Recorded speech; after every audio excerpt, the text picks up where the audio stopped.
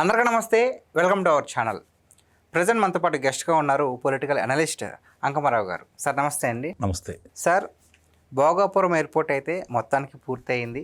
So మరికొన్ని గంటల్లోనే మన ప్రధాని చేతుల మీదుగా అయితే ప్రారంభం కూడా కానుంది. సో ఇక్కడ స్పెషల్ అట్రాక్షన్ ఏంటంటే ఏకంగా 13,000 మంది గిరిజనులతో సో దింస అనే ఒక నృత్యాన్ని కూడా ప్రదర్శిస్తున్నారు. ఒక వరల్డ్లోనే ది బెస్ట్ అయ్యేలాగా 13,000 మందితో ఒకే డ్రెస్ కోడ్తో అయితే మరి మన ప్రధాని గారిని అయితే ఆహ్వానించడం జరుగుతుంది. సో ఈ భోగాపురం ఎయిర్పోర్ట్ వల్ల ఎవరెవరికి ఉపయోగపడుతుంది బాగా, ఇంకొకటి ఏంటంటే ఎలాగ ఉపాధి ఎలా కలుగుతుంది, సో ఎలా ఉండబోతుంది అనుకుంటున్నారు అసలు? ఎవరికి ఉపయోగం కలుగుతుంది, ఎవరికి ఉపాధి అనే ప్రశ్న వేసావు నువ్వు. ఇక్కడ జాతి సంపద, అది ఒకళ్ళ కోసం కట్టలేదు. అది రెండవది, ఉపాధి ఎవరికి దొరుకుతుంది, ఎవరికి లాభం.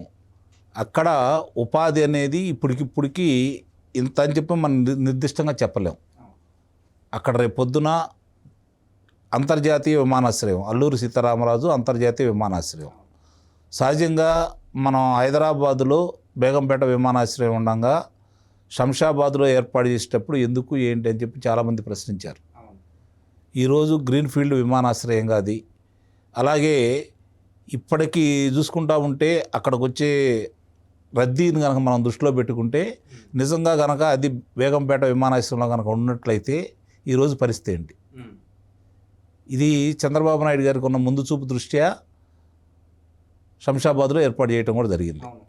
కానీ ఇక్కడికి వచ్చే తలికి, భోగాపురానికి వచ్చే తలికి 2015లోనే దానికి అంకురార్పణ జరిగింది.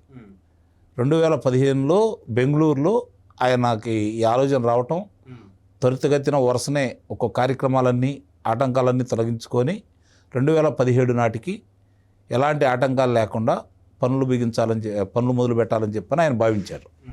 2019 ఫిబ్రవరిలో అప్పుడు రమ్మారమ్మి 5,000 ఎకరాల దాకా సేకరించారు అని భావించారు. తర్వాత అది 2,500 ఎకరాలకి కుదించుకున్నాడు ఆయన. కుదించుకున్న తర్వాత 2019 ఫిబ్రవరిలో శంకుస్థాపన చేశారు చంద్రబాబు నాయుడు గారు. జగన్మోహన్ రెడ్డి అధికారంలోకి వచ్చిన తర్వాత ఆ 2,500 ఎకరాలు కుదించి 2,000 ఎకరాల చిల్లర వాళ్ళకి ఇచ్చేసి పనులు వేగవంతంగా జిఎంఆర్ వాళ్ళు అప్పుడు కూడా పనులు చేశారు, చేయలేదని మనం ఏం చెప్పొద్దు, పనులు చేశారు.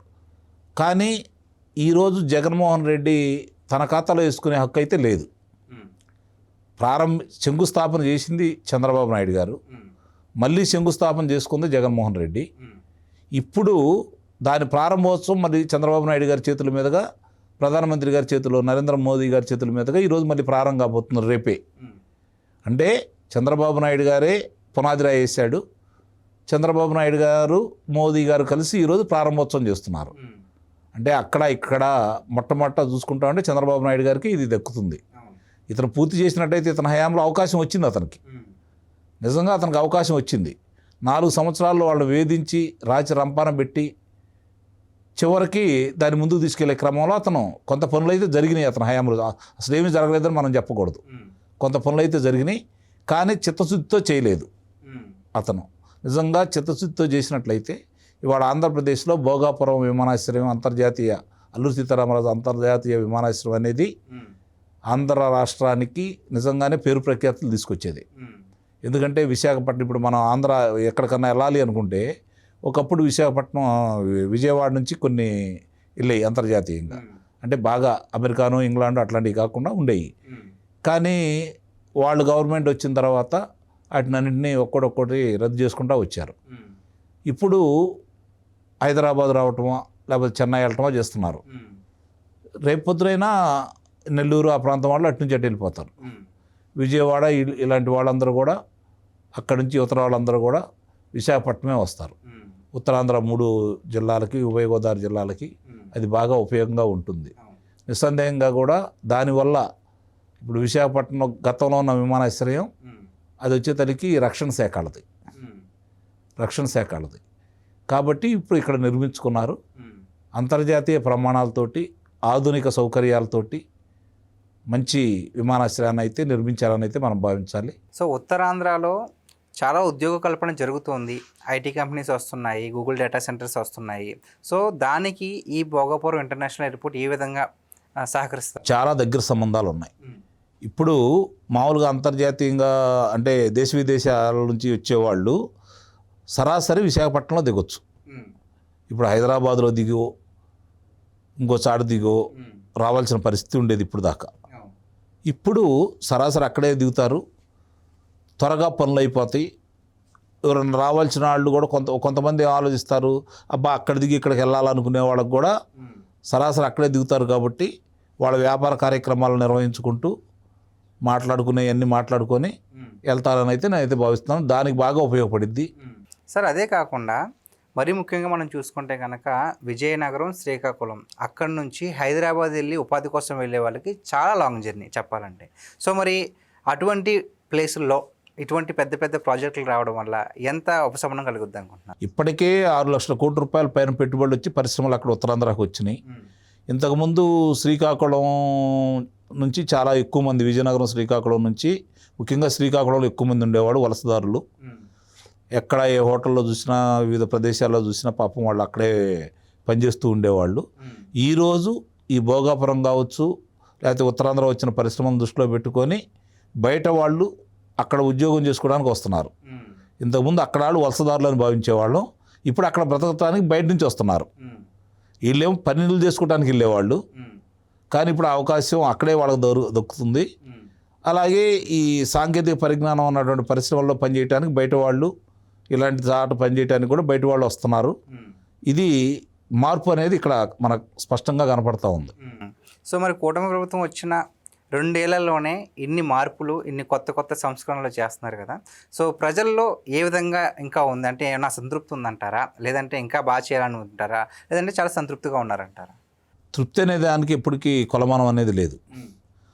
వాళ్ళు చేసే అంటే ఇన్ని చేసినా కూడా ఇంకా మాకేదో కావాలని కోరికైతే ఉంటుంది.